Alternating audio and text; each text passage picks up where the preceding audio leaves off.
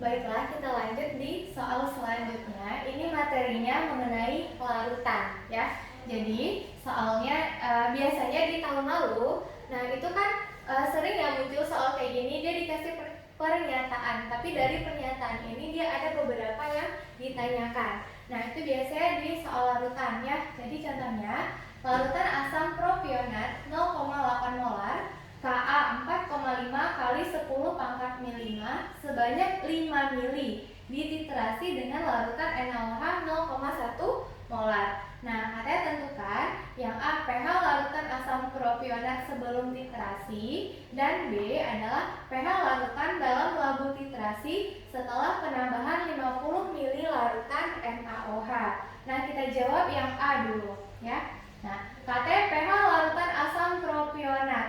Nah, seperti yang kita tahu, asam propionat dia memiliki Ka. Nah, kalau dia memiliki Ka, artinya dia adalah asam lemah, ya. Jadi kalau dia asam lemah, maka untuk mencari pH-nya kita gunakan rumus konsentrasi H+ sama dengan akar Ka kita kali dia dengan Ma. Nah, di mana Ka-nya diketahui adalah 4,5 dikali 10 pangkat min 5 dikali dengan Ma-nya adalah 0,8 ya, atau 8 kali 10 pangkat min 1. Nah, 4,5 kali 8 berarti akar dari 36 kali 10 pangkat min 6. Nah, akar 36 kan adalah 6. Ini kali 10 pangkat min 3. Nah, dari H+ baru bisa kita cari pH pakai rumus pH sama dengan min log konsentrasi H+. Berarti min log 6 kali 10 pangkat min 3 itu sama dengan 3 kurang log 6.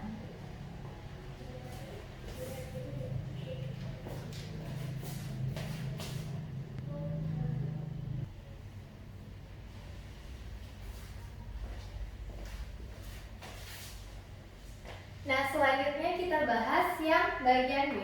Nah, katanya kan pH larutan dalam labu titrasi setelah penambahan 50 mili NaOH. Nah, artinya pH-nya itu adalah pH campuran antara asam propionat dengan NaOH.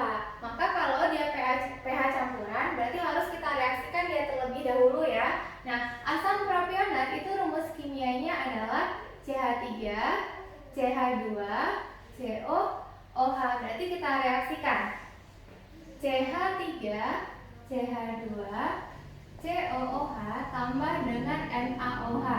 Nah, menjadi apa dia? Jadinya CH3 CH2 COONA tambah dengan H2O. Kita buat keadaan mula-mula bereaksi sama sisanya. Nah, yang kita buatkan di mula-mula bereaksi dan sisa ini kan adalah mol ya. Berarti terlebih dahulu seharusnya kita mencari molnya dulu. Jadi karena diketahui asam propionat 0,8 molar dan volumenya adalah 5 mili. Jadi di sini saja kita buat, maka molnya sama dengan kan molaritas kali dengan volum. Nah, molaritasnya 0,8 kali volumenya 5, berarti dapat dia 4 milimol. Nah, kalau untuk yang si NaOH, karena diketahui konsentrasi NaOH-nya adalah 0,1 molar dan volume NaOH yang digunakan adalah 50 mili, maka di sini mol NaOH-nya adalah molar kali volume, berarti 0,1 kali 50, dapat dia 5 milimol. Selanjutnya mol ini yang kita masukkan di komposisi MES-nya. Jadi CH3, CH2, COH itu sebesar 4 milimol. Nah, yang NaOH-nya adalah 5 milimol. Nah, kalau udah yang seperti ini, berarti kita harus cari dulu reaksi pembatas ya. Nah, jadi kebetulan koefisiennya kan sama-sama 1, berarti artinya yang mol terkecil itu adalah reaksi pembatas.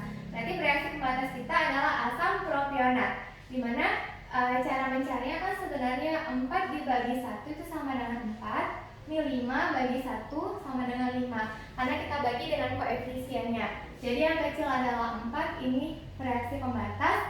Selanjutnya reaksi pembatas yang kita kalikan dengan koefisien masing-masing, letakkan dia di bereaksi ya. Jadi 4 kali 1 ini sama dengan 4. 4 kali 1 4 juga. Sini juga 4 dan 4. Maka asam propionatnya habis dan bersisa NaOH sebesar 1 milimol. Terbentuk 4. Nah, karena nitra yang di akhir dia bersisa NaOH ya. NaOH adalah basa kuat. Nah, maka kalau dia bersisa basa kuat, maka untuk mencari pH-nya kita ngikut aturan pH yang asam basa yang kuat. Nah, jadi kita cari molaritasnya dulu di sini, di mana molaritas basanya sama dengan mol kita bagi dengan volume total ya. Karena di sini dia 1 milimol, berarti volumenya juga dalam mili. Kita jumlahkan volume asam propionat dan volume si NaOH ya. Jadi jumlahnya 55 mili, maka dapat hasilnya nanti 0,018 molar. Itu sama dengan 1,8 kali 10 pangkat min 2.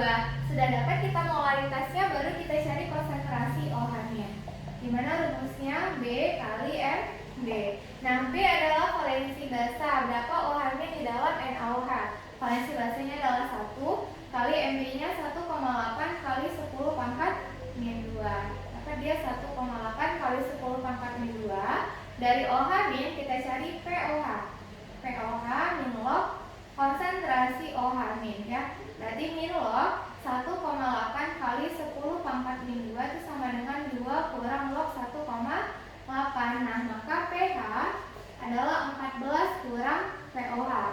Berarti 14 dikurang 2 kurang log 1,8 hasilnya 12 tambah log 1,8.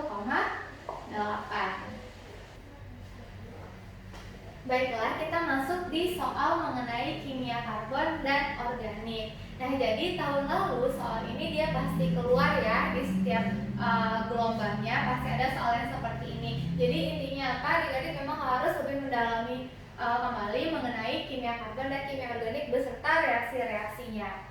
Nah, soalnya itu kan reaksi yang tidak dapat digunakan untuk membuat asam asetat ya. Jadi kita harus tahu dulu rumus kimia asam asetat itu dia bagaimana. Nanti kan rumus kimianya CH3COOH ya. Nah, supaya kita tahu apakah di antara option ini yang tidak bisa membuat asam asetat, maka kita harus membuatkan dulu reaksinya. Ya, jadi yang kalau A, hidrolisis etil asetat. Berarti hidrolisis dia bereaksi dengan air ya. Etil asetat ini adalah tubuh ester di mana rumus kimianya CH3COO C2H5.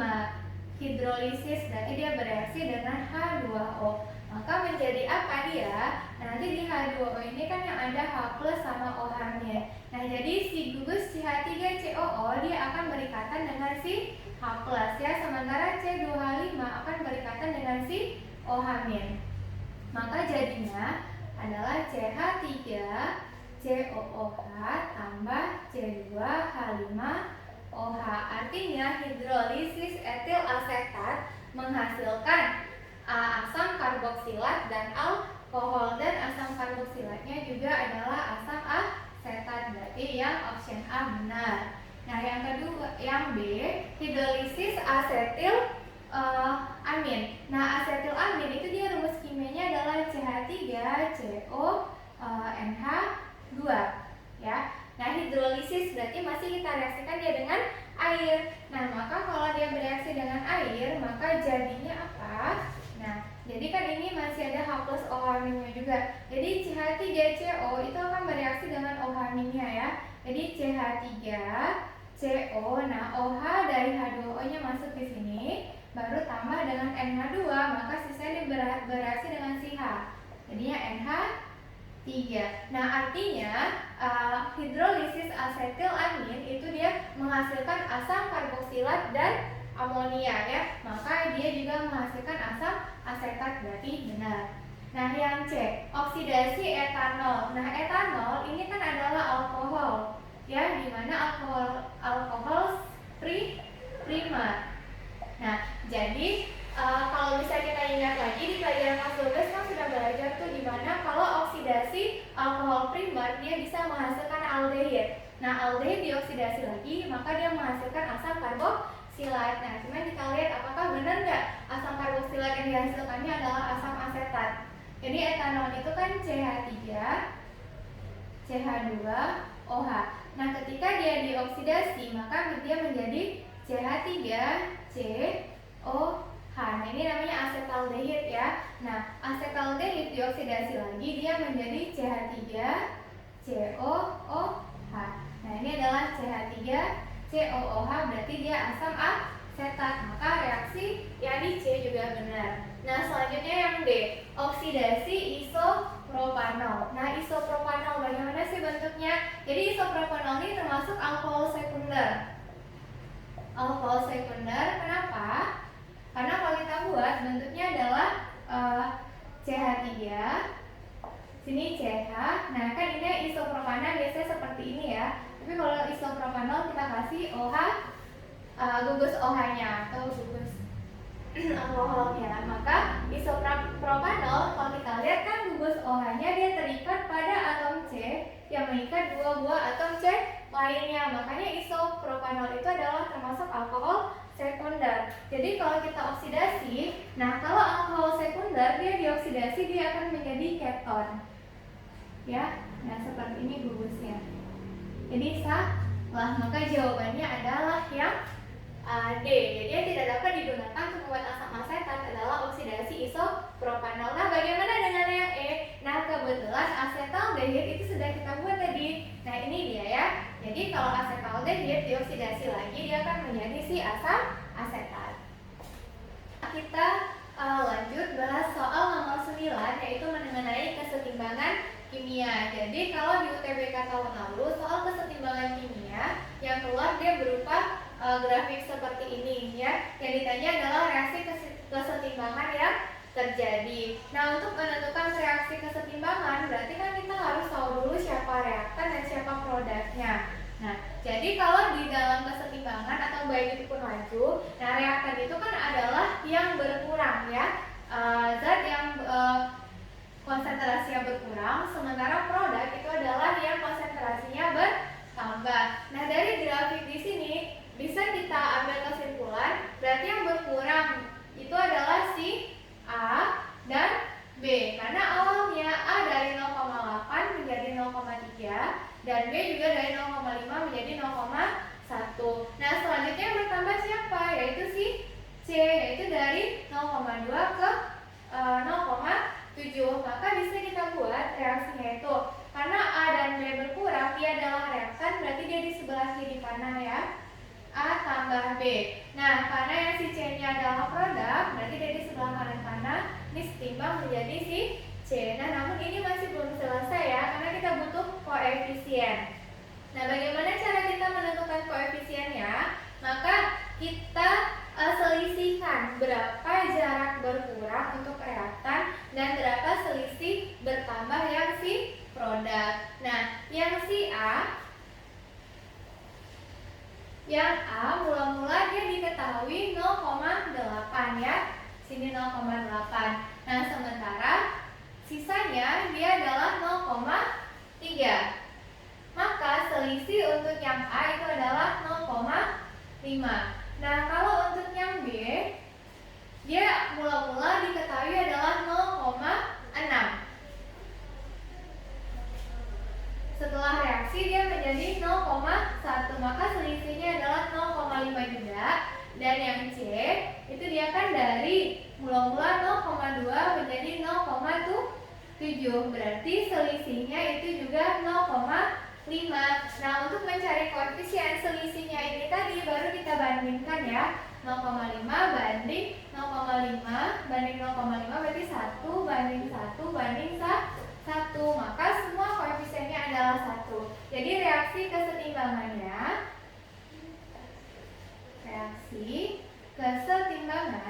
untuk grafik tersebut adalah A ditambah B setimbang menjadi C.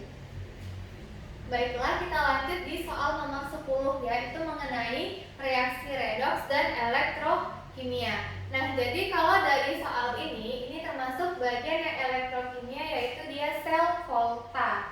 Nah, jadi di soal dikatakan baterai nikel kadmium, berarti Ni dan Cd itu banyak digunakan pada peralatan elektronik.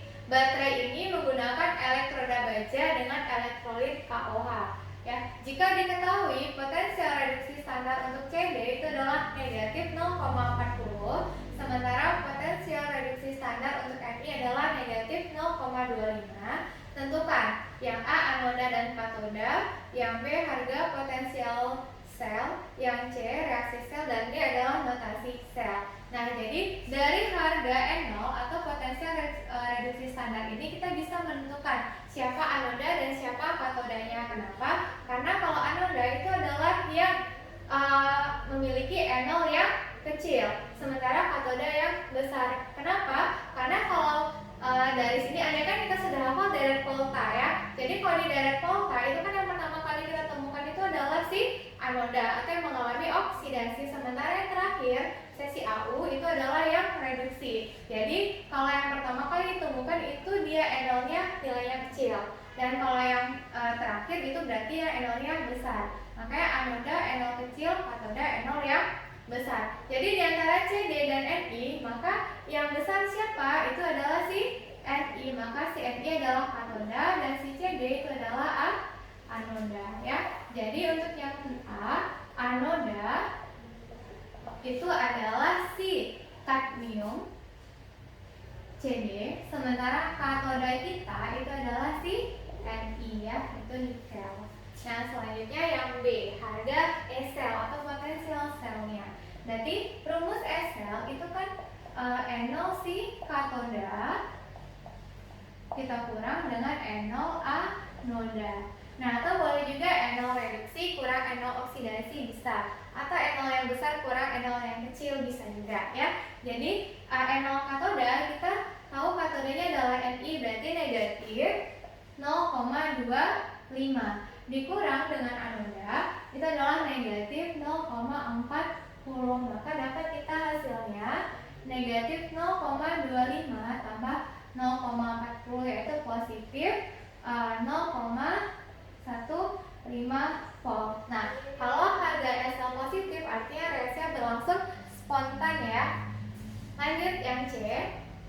Yang ditanya adalah reaksi sel. Berarti kalau reaksi sel kita membuatkan reaksi di anoda dan reaksi di katoda. Nah, karena di anoda itu dia mengalami oksidasi ya. Berarti yang si CD itu dia teroksidasi menjadi CD2+ tambah 2 elektron. Nah, CD2+ artinya CD-nya melarut ke dalam larutan, sehingga nanti terbentuk dia larutannya CdOH2 ya. Karena tadi kita di sini menggunakan elektrolitnya basah. Nah, kalau untuk si katoda itu dia kan si Ni. Jadi katoda mengalami reduksi di mana Ni 2+ tambah 2 elektron menjadi Ni, dan Ni di sini dia akan mengendap. Jadi reaksi selnya seperti itu. Nah, selanjutnya yang D yaitu notasi sel. Nah, notasi sel ini kan sama juga dengan diagram sel ya. Dimana kalau untuk polanya itu kan notasi sel